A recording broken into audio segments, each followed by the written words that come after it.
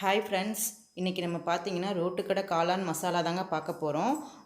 ரொம்ப சூப்பரான டேஸ்டியான ரோட்டுக்கடை காளான் மசாலாங்க. நம்ம ரோட்டு கடையிலெல்லாம் பார்த்தீங்கன்னா மேக்ஸிமம் பார்த்தீங்கன்னா முட்டைக்கோஸ் தான் அதிகம் சேர்த்துவாங்க. நம்ம இன்றைக்கி பார்த்தீங்கன்னா இங்கே ஒரு ரெண்டையுமே சரிசமமாக எடுத்துக்க போகிறோம். முட்டைக்கோஸும் காளானும் ரெண்டும் சரிசமமாக எடுத்துக்க போகிறோங்க. நான் அதுக்கு ஒரு 200 கிராம் வந்து காளான் இந்த மாதிரி வாங்கி கட் பண்ணி நல்லா குட்டி குட்டியாக கட் பண்ணி வச்சுருக்கேன். நம்ம மேக்ஸிமம் பார்த்திங்கன்னா கடைகள் எல்லாம் வந்து முட்டைக்கோஸ் தான் அதிகம் சேர்த்துவாங்க, காளானே அதில் கிடைக்காதுங்க. நானும் நிறைய டைம் பார்த்துருக்கேன். இப்போ பார்த்திங்கன்னா ரெண்டையும் நம்ம சரிசமமாக எடுத்துக்கலாம்.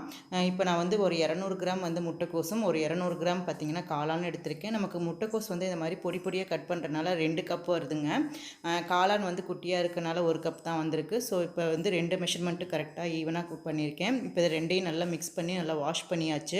அதில் ஒரு ஸ்மெல் வரும், நம்ம நல்லா வாஷ் பண்ணும்போது அது ரிமூவ் ஆயிரும். இதுக்கு பார்த்தீங்கன்னா நான் இப்போ ஒரே ஒரு டேபிள் ஸ்பூன் வந்து மிளகாத்தூள் சேர்த்திக்கிறேன். ஒரு டேபிள் ஸ்பூன் பார்த்தீங்கன்னா கரம் மசாலா சேர்த்திக்கிறேங்க. கொஞ்சமாக பார்த்தீங்கன்னா ஒரு 1/4 ஸ்பூன் வந்து மஞ்சத்தூள் சேர்த்திக்கலாம். இது ரொம்ப டேஸ்டியாக இருக்கும். எங்கள் வீட்டில் பார்த்தீங்கன்னா எங்கள் எல்லாத்துக்குமே ரொம்ப பிடிக்குங்க. எங்களுக்கு மட்டுமல்ல, எல்லாத்துக்குமே ரொம்ப பிடிக்கும்னு நினைக்கிறேன். கொஞ்சமாக தேவையான அளவு சால்ட் சேர்த்திக்கலாம். நல்லா இதை வந்து நல்லா மிக்ஸ் பண்ணிக்கலாம். அப்புறம் பார்த்திங்கன்னா வந்து நம்ம இதுக்கு தேவையான வந்து ஃப்ளோர் ஆட் பண்ணிக்கலாம், மாவு ஆட் பண்ணிக்கலாம். பார்த்திங்கன்னா நான் மைதா மாவு வந்து 1 கப் எடுத்திருக்கேங்க. உங்களுக்கு மைதா மாவு பிடிக்கல, கோதுமையில் தான் போடணும் செய்யணும், எனக்கு மைதா சாப்பிட மாட்டேன் அப்படின்னிங்கன்னா கடையில் கிடைக்கிற டேஸ்ட் அந்த கிடைக்காது. நம்ம மைதா சேர்த்தும் போது அந்த டேஸ்ட் கிடைக்கும். இப்போ பார்த்திங்கன்னா நான் 1 கப் வந்து மைதா எடுத்துக்கிறேங்க. நான் இன்றைக்கி மைதாவில் தான் செய்ய போகிறேன். அப்புறம் பார்த்திங்கன்னா 1 கப் வந்து கார்ன்ஃப்ளவர் மாவு சேர்த்திக்கலாம். கார்ன்ஃப்ளவர் மாவு இல்லைன்னா கூட பரவாயில்லைங்க, நம்ம அரிசி மாவு கூட இதுக்கு சேர்த்திக்கலாம். நல்லா டேஸ்ட்டாக தான் கிடைக்கும். பாருங்கள், நல்லா மிக்ஸ் பண்ணிக்கலாம். இதை கையில் நல்லா மிக்ஸ் பண்ணிக்கோங்க. நம்ம தண்ணி எதுவும் விட வேணாங்க, கொஞ்சம் ட்ரையாக இருக்கிற மாதிரி தான் இருக்கும். பார்த்திங்கன்னா ரொம்ப தண்ணி இல்லாத மாதிரி தான் இருக்கும். நம்ம போக போக பிணைய பார்த்திங்கன்னா அந்த தண்ணி, அந்த முட்டைக்கோஸில் இருக்க தண்ணியும் காளானில் இருக்க தண்ணியுமே நல்லா மாவை நல்லா பிளெண்ட் பண்ணி கொடுத்துரும். பாருங்கள், நான் தண்ணியை கொஞ்சம் கூட சேர்த்துல, ஆனால் வந்து நல்லா மிக்ஸ் ஆகி நல்லா ஒரு பைண்டிங் ரேஞ்ச் பேஸ்ட் வந்துருச்சு பாருங்கள். இப்போ வந்து நம்ம ஆயில் ஹீட் பண்ணிக்கலாம்.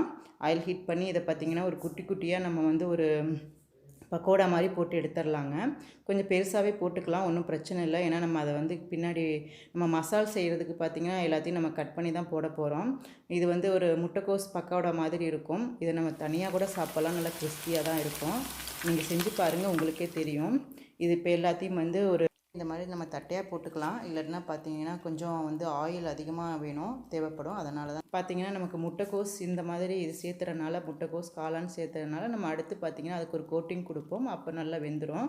ஓரளவுக்கு நல்லா வேகிற மாதிரி பெரட்டி விட்டுருங்க. தீஞ்சிட போகுதுங்க. நல்லா பெரட்டி விட்டுடலாம்.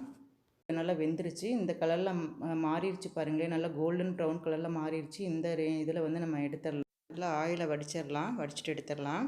ரொம்ப வேக வச்சிட வேணாம், ரொம்ப ஒரு மாதிரி கருகின மாதிரி போயிடும். இப்போ அடுத்த இருக்கிற ஒரு இதையும் வந்து இந்த மாதிரியே போட்டு எடுத்துடலாம். எடுத்துகிட்டு பார்த்திங்கன்னா நல்லா பாருங்கள், நல்லா கிறிஸ்பியாக இருக்குது. நல்லா சூப்பராக பார்க்கவே நல்லா எம்மியாக இருக்குது. இதை நம்ம இப்படியே கூட சாப்பிட்லாம், நல்லாயிருக்கும். முட்டைக்கோஸ் காளான் பக்கோடா நல்லாயிருக்கும் சூப்பராக. பட் ஆனால் நம்ம வந்து இதுக்கு ஒரு கோட்டிங் கொடுத்துடலாம். இதுக்கு வந்து பார்த்திங்கன்னா நம்ம மசாலா சேர்த்திக்கலாங்க. காளான் மசாலாவுக்கு தேவையான பொருட்கள் பார்த்திங்கன்னா கொஞ்சம் ஆயில் விட்டுக்கோங்க. ஆயில் விட்டு ஒரு 2 பச்சை மிளகா சேர்த்திருக்கேன். கொஞ்சமாக பார்த்திங்கன்னா ஒரு 2 வெங்காயம் குட்டியாக கட் பண்ணி சேர்த்திருக்கேன். இதை நல்லா மிக்ஸ் பண்ணிக்காச்சு.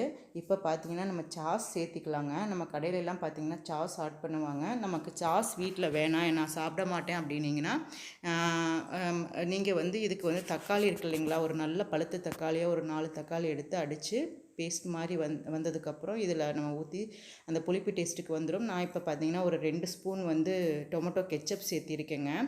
அப்புறம் பார்த்திங்கன்னா ஒரு அரை ஸ்பூன் பார்த்திங்கன்னா அரை ஸ்பூன் வந்து ஒரு சில்லி சாஸ் ஆட் பண்ணிக்கலாங்க. அப்புறம் பார்த்திங்கன்னா ஒரு அரை ஸ்பூன் வந்து நம்ம சோயா சாஸ் ஆட் பண்ணிக்க போகிறோம். நீங்கள் இது வந்து நல்லா டேஸ்ட்டு கொடுக்கறதுக்காக, புளிப்பு டேஸ்ட்டு, இனிப்பு இந்த கலந்த எல்லாமே கொடுக்கறதுக்காக இந்த சாஸஸ் ஆட் பண்ணுறோம்.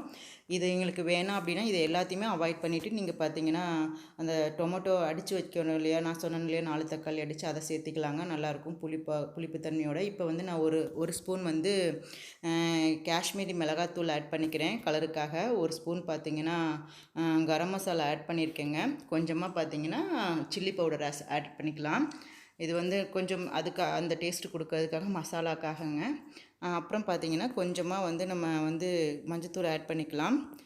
பாருங்கள், நான் இதை தான் சேர்த்திருக்கேன். வேணும்னா நீங்கள் கொஞ்சமாக ஒரு 1/2 ஸ்பூன் வந்து மல்லித்தூள் கூட ஆட் பண்ணிக்கலாம், நல்லாயிருக்கும். இப்போ பார்த்தீங்கன்னா இந்த பேஸ்ட் கொடுக்கறதுக்காக நான் வந்து 1 ஸ்பூன் வந்து கார்ன்ஃப்ளவர் மாவை இந்த மாதிரி தண்ணியில் போட்டு நல்லா கட்டி விழுகாத அளவுக்கு கரைச்சி ஊற்றிக்கிறேங்க. அது வந்து உள்ள கெட்டித்தன்மை கொடுக்கறதுக்காக, நல்ல ஒரு பேஸ்ட் மாதிரி வரதுக்காக, மசாலா மாதிரி வரதுக்காக தான். நம்ம இதில் வேறு எதுவுமே ஆட் பண்ணல. ஸோ அதனால் வந்து நம்ம இந்த கார்ன்ஃப்ளவர் மாவை வந்து இந்த மாதிரி பேஸ்ட் மாதிரி வரதுக்காக நம்ம ஆட் பண்ணியிருக்கோம். பாருங்கள், நல்லா கெட்டியாயிருச்சு. இப்போ தான் ஊற்றுனேன், அதுக்குள்ளே கெட்டியாயிருச்சு பாருங்களேன்.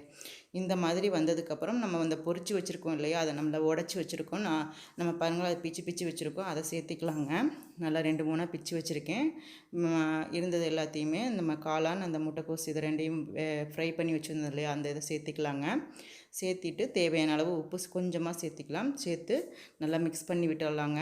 பாருங்கள், அடி பிடிக்காத அளவுக்கு அப்பப்போ கிளறிடுங்க. ஒரு 5 நிமிஷம் அப்படியே மீடியமில் வச்சுருங்க. அந்த மசாலாலாம் பார்த்திங்கன்னா அந்த காளானில் மிக்ஸ் ஆகணும். மிக்ஸ் ஆனதுக்கப்புறம் பார்த்திங்கன்னா நல்லா டேஸ்டியான ஒரு ரோட்டுக்கடை காளான் ரெடி ஆயிடுவோங்க. ஒரு 5 நிமிஷம் அப்படியே நம்ம மீடியமில் விட்டுடலாம். அந்த மசாலாலாம் கொஞ்சம் அதில் மிக்ஸ் ஆகட்டும். அப்பப்போ கொஞ்சம் இடையில கலந்து விட்டுருங்க, அடி பிடிக்காத அளவுக்கு. நம்ம வேறு எதுவுமே இன்றைக்கி பார்த்திங்கன்னா இது கொஞ்சம் வந்து ஒரு செமி காளான் மாதிரி தான் இருக்கும். கொஞ்சம் நான் ரொம்ப ட்ரையாக பண்ணல. ரொம்ப ட்ரையாக வேணும்னா நீங்கள் வந்து அந்த நம்ம கார்ன்ஃப்ளவர் சேர்த்துருந்தோம் இல்லையா, அது எடுத்துடலாம், அதை ஸ்கிப் பண்ணிக்கோங்க.